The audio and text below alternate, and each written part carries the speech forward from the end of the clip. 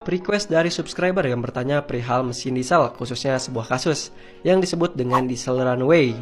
Sebuah kondisi di mana mesin hilang kendali, bergerak dengan kecepatan tinggi, walaupun kontak mesin sudah ditarik dari lubang kunci. Jelas membuat kondisi aneh ini sontak menjadi salah satu hal yang menakutkan bagi para pemilik mobil-mobil diesel. Nah, kira-kira apakah yang dimaksud dengan diesel runaway? Bagaimana kondisi ini bisa terjadi? Dan bagaimana dengan efeknya bagi setiap mesin diesel baik konvensional hingga modern?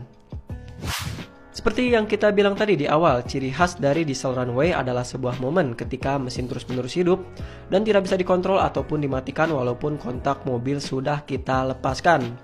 Lalu dibarengi juga dengan tanda-tanda lainnya, seperti putaran mesin yang tinggi bersamaan dengan keluarnya asap putih yang mengepul dari jalur exhaust. Yang dimana semakin pekat asap putih yang keluar, akan dibarengi juga dengan peningkatan kecepatan mesin hingga titik bahan bakar yang terdapat di dalam tangki habis atau bahkan mesin yang rusak hingga mungkin juga meledak. Sehingga kejadian seperti ini sudah pasti akan membuat pengemudi mobil bermesin diesel was-was atau panik. Tapi kira-kira apa sih penyebabnya?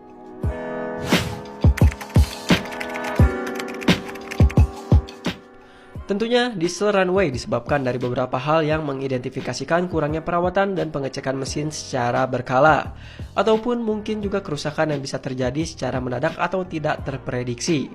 Contohnya pada mesin diesel konvensional. Secara awam banyak artikel yang bilang diesel runaway terjadi karena ada kerusakan di bagian pompa bahan bakar. Bener juga sih, cuma nggak begitu tepat, karena biasanya kerusakan malah bikin pompa bahan bakar tambah lemah, bener nggak? Terus ada juga yang bilang kalau runaway di mesin diesel modern, penyebab utamanya terletak di bagian komputer atau ECU yang error. Nah, ini juga benar tapi kurang jelas penyebabnya. Karena kalau cuma alasan error tanpa alasan jelas, seharusnya ada juga dong istilah gasoline runaway, khususnya di motor-motor di mobil-mobil modern saat ini. Bener gak? Atau ada juga yang bilang karena kebocoran seal di bagian turbo. Ini juga mungkin. Tapi semua yang orang bilang itu seperti kerusakan suplai bahan bakar dan juga error ECU merupakan efek dari biang masalahnya. Sedangkan kebocoran seal turbo merupakan salah satu biang masalah yang bisa terjadi.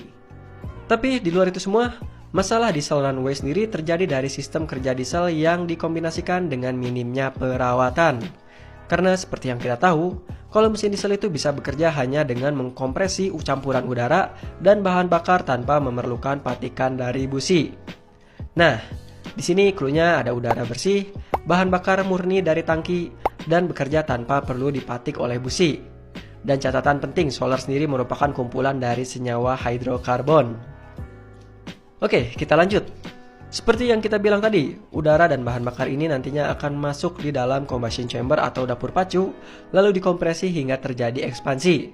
Dan sisa gas buangnya akan didorong keluar melalui jalur exhaust. 4 proses ini yang terdiri dari intake, compression, expansion, dan exhaust merupakan kesatuan yang disebut dengan siklus daya. Dan seperti prinsip yang jelas semua orang tahu, kalau kita mau meningkatkan putaran mesin, ya caranya tinggal tambahin aja kandungan oksigen sama bahan bakarnya. Sedangkan kalau mau kurangin kecepatan mesin, tinggal kurangi juga suplai bahan bakar dan kadar udaranya. Bener nggak? Tapi tentunya efek samping pada saat kita meningkatkan kecepatan akan dibarengi juga dengan pengurangan tingkat efisiensi. Karena disebabkan oleh semakin singkatnya waktu yang dimiliki setiap siklus daya yang terjadi. Artinya, semakin dikit waktu rambatan api yang dimiliki saat proses pembakaran dan juga semakin besar kemungkinan terjadi valve floating karena spring yang terlambat merespon mesin. Belum lagi ditambah faktor lainnya seperti kompresi mesin yang sudah mulai menurun seiring bertambahnya usia kendaraan. Yang artinya, bakal keluar tuh sebagian bahan bakar segar bareng dengan sisa gas buang yang ditandai dengan asap yang keluar dari bagian exhaust, yang tentunya juga bakalan mencemari udara. Nah, sisa bahan bakar segar yang mencemari udara di sekitar kendaraan ini adalah hidrokarbon. Dan inilah pemeran utama kita, penyebab utama terjadinya diesel runaway. Ketika mesin menghisap udara yang sudah tercemar hidrokarbon, lalu di dalam mesin dicampur lagi dengan bahan bakar dari tangki, tentunya akan membuat mesin seakan-akan mendapatkan suplai bahan bakar 2 kali, yang ujung-ujungnya membuat mesin jadi overspeed.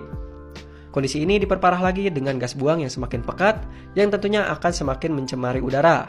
Lalu peningkatan kecepatan mesin ini akan memaksa bos pom untuk memberikan lebih banyak suplai bahan bakar, dan ujung-ujungnya membuat siklus overspeed pada sebuah mesin diesel terjadi lebih ekstrim lagi.